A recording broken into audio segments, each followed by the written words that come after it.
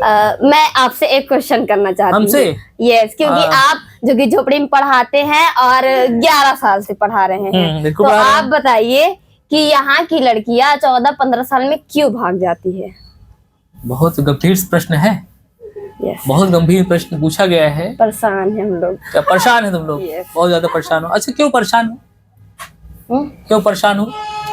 बस्ती की ही लड़कियां हैं, भाग जाती हैं, तो मम्मी पापा हम लोग में क्या सोचेंगे आप बताइए? अगर उनको गलत सोच ली हम लोग के बारे में तो हम लोग की पढ़ाई लिखाई मना करेंगे और शादी कर देंगे। और शादी कर देंगे तो क्या करेंगे आप बताइए? तो इसका उत्तर जो है, सवाल बहुत गंभीर है। सवाल बहुत गंभीर है। इसका उत्तर ये है कि पहली बात कि पहला कारण जो है, लड़के पढ़ नहीं रहे। पहला कारण जो है वो लड़के पढ़ नहीं रहे। तुम देखो तुम्हारी क्लास में बच्चों की, लड़कों की संख्या जो है वो कम है। दूसरा कारण ये है कि लड़कों के भीतर से न पढ़ने की वजह से जो ये इधर उधर बाजा बजा रहे हैं और इधर रोड लाइट पे जा रहे हैं, लोफरबाजी कर रहे हैं, ईंटागारी कर रहे हैं, गुल्ली डंडा खेल रहे हैं, जुआ खेल रहे हैं, इससे इनका दिमाग शैतानी दिमाग हो गया है, बड़ा खुरापाती दिमाग हो गया है। और वहीं जो लड़कियां पढ़ रही हैं तो उनका दिमाग थोड़ा सा भावुक है, समझदार, थोड़ा सा नादान दिमाग है।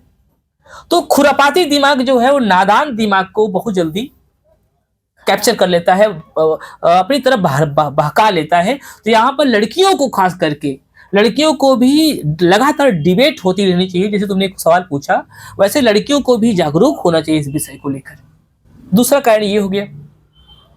तीसरा कारण ये है कि लड़के जो काम करते हैं, 500, 600, 400, 300 पा जाते हैं, उससे वो इंस्टाग्राम को एक मोबाइल खरीद लेते हैं 3000 का चोरी का। और जब मोबाइल खरीद लेते हैं तो उस पर क्या होता है, उस पर वो अनावश्यक बातें, जो कि अभी उम्र सही नहीं है या उनको नहीं जानना चाहिए चीज़ों को लेकर, माने वो चीज़ें जो उनके जीवन को बर्बाद कर सकती है, उनके दिमाग में खुरापात बातों को आग लगा सकती है और तेज कर सकती है, यह चीज़ें उनके दिमाग में बैठ जाता है। जिससे वो क्या करते हैं कि अब इस चीज़ को, ये दिमाग में उनको जो खुरापात आ जाता है उसका प्रैक्टिकल थ्योरी उनके दिमाग में आता है, उसको प्रैक्टिकल के लिए वो इधर उधर नजर गड़ाते हैं। चौथी महत्वपूर्ण चीज़ें मेरे ख्याल से लगता है कि डर इनके अंदर से निकल गया है कि अगर ऐसा करने पर कोई लड़की फोन कर दे पुलिस को, माता पिता को बता दे, फोन कर दे पुलिस को, संबंधित टीचर को बता दे कि ऐसा किया जा रहा है और एक्शन लिया जाए और इनकी जबरदस्त कुटाई और उनकी काउंसलिंग दोनों किया जाए। पहले काउंसलिंग किया जाए इनकी, ढंग से समझाया जाए इनको। नहीं समझ में आए तो 60-60 हम समझ चले, जिसको जिस भाषा में समझ में आए उस भाषा में उसको समझाना चाहिए, उनको तो समझाया जाए तगड़ा तरीके से। और पश्चिमी जो हमको लड़कियों की तरफ से लगता है कि लड़कियां यह सोचती हैं कि भाग जाते हैं, हमको हमारे माता पिता फिर से बुला ही लेंगे। वो देखती है अगर वो लड़की भाग गई थी तो माता पिता उसको बुला लिए थे, 2 महीना बाद, 4 महीना बाद, 6 महीना बाद आज हंस खेल के परिवार में सम्मिलित होकर अपना हंस खेल रही है, बात कर रही है। तो लड़की का मन से ये डर निकल जाता है कि अगर आज हम भाग गए तो परिवार से हमेशा के लिए हम अलग हो जाएंगे और परिवार हमें कभी नहीं स्वीकारेगा। तो ये नादान अवस्था में, 14-15 साल की अवस्था में, और 14-15-16 साल के लड़के के साथ जो कि मजदूरी कर रहा है और वो कहता है कि और उसके साथ भाग जाती है, तो माता पिता के बीच में गलती होती है। माता पिता उसको अपने घर में वापस भागने के बाद फिर जगह दे देते हैं और वो पहले जैसा रहने लगती है जैसा वो पहले भागने से पहले थी। तो उसके मन से भी डर निकल जाता है कि हमारा क्या हो जाएगा।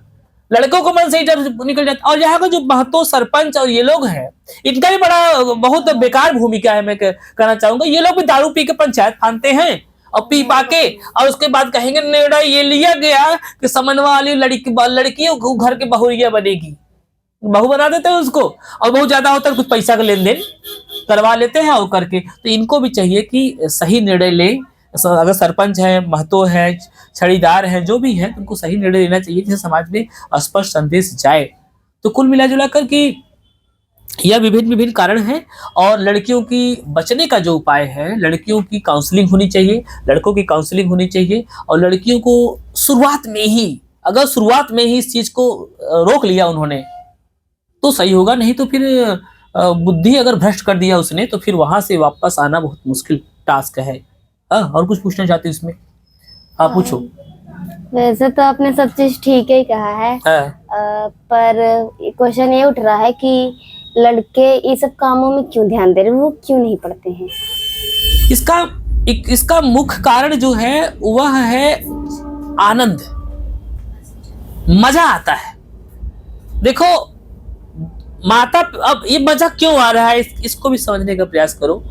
घर का माहौल ऐसा है, झुग्गी झोपड़ी का माहौल ऐसा है कि शुरू में ही वह दारू पी रहा है, माता पी रहा है, पिता पी रहा है, पिता जुआ खेल रहा है, माता भी अपना पी के कहीं पड़ी हुई है या काम पे गई हुई है, तो माता पिता भी लड़ाई झगड़ा कर रहे हैं और कहीं न कहीं माता पिता भी एक दूसरे को कभी कभी कई बच्चों के दूसरे के साथ भाग के शादी किए हुए हैं, माता पिता भी इसमें है। तो बच्चों को लगता है कि हमारे परंपरा से चला आ रहा है और उनको ये सब करने में बड़ा मजा आता है।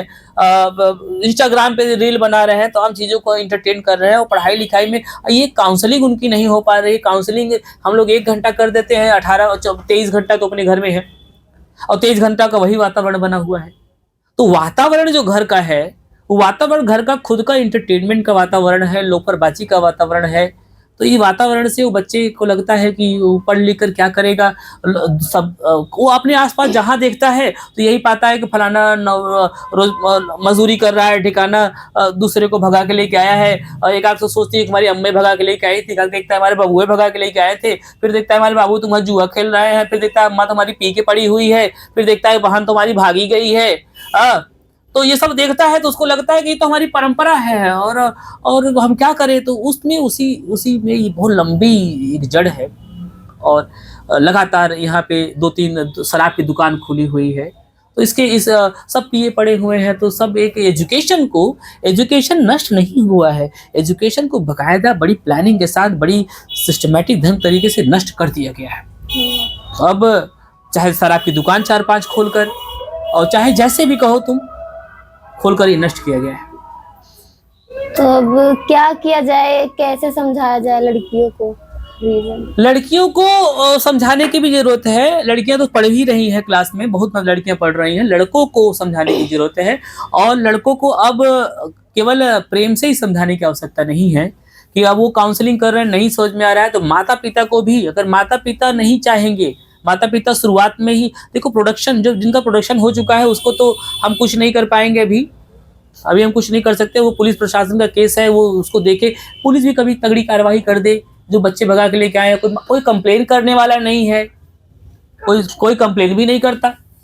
और तो क्या किया जाए, सब अपने जीवन का हिस्सा मान कर रखे हैं। चाहे तो माता पिता ले लो, चाहे लड़के को ले लो, चाहे लड़की को ले लो, और चाहे सब किसी को ले लो, तुम सरपंच को ले लो, महतो को ले लो, और किसी को फर्क नहीं पड़ता। तो ये जो आत्मसम्मान जो है अपना था वो खत्म हो चुका है। इस आत्मसम्मान को एजुकेशन के थ्रू, एजुकेशन का मतलब यह नहीं है, बड़ी इंपॉर्टेंट बात तुमको हम बता रहे हैं कि शिक्षा का मतलब यह नहीं है कि तुम्हें गणित आ जाए, तुम्हें अंग्रेजी आ जाए, तुम्हें विज्ञान आ जाए और तुम्हें कंप्यूटर आ जाए। ये शिक्षा का मतलब ये नहीं है। शिक्षा का मतलब ये है कि सम्मान के साथ हम अपने जीवन को कैसे जी सकते हैं और कैसे हम अच्छे से अच्छा व्यवहार, अच्छा रहन सहन, अच्छा खान पीन, अच्छे से घर में साफ सफाई के साथ, अच्छे विचारों के साथ हम कैसे रहें, यह शिक्षा ज़्यादा महत्वपूर्ण है। और जिस समय लोग इसको चेतने लगेंगे और माता पिता भी छोटे बच्चों पर ध्यान देने लगेंगे, और एक स्तर पर सुधार नहीं होगा, माता पिता छोटे छोटे स्तर पर सुधार करेंगे, प्राथमिक विद्यालय छोटे छोटे स्तर पर सुधार करेगी, उसके बाद टीचर जो ट्यूशन वाले टीचर हैं, संस्थाएं जो है छोटे छोटे स्तर पर सुधार करेंगे, बच्चे भी छोटे छोटे स्तर पर सुधार करेंगे। मोबाइल देने की आवश्यकता नहीं है, चोरी की मोबाइल, इंस्टाग्राम चलाने की आवश्यकता नहीं है। ये सब पर जब एक साथ हमला होगा तब जाकर सुधार हो पाएगा। और कुछ अगली बार पूछेंगे। ठीक है, मिलते हैं फिर किसी और क्लास में आपसे, किसी और स्टूडेंट के साथ जो ऐसे ही कुछ क्वेश्चंस को पूछेगी। मैं प्रयास करूंगा उस प्रश्न का उत्तर देने का 11 साल के अनुभव के साथ। गलत भी हो सकता हूं, अगर कहीं आपको लगे कुछ बेहतर सोल्यूशन इसका तो आप भी कमेंट करके जरूर बताइएगा। बहुत बहुत धन्यवाद। Thank you.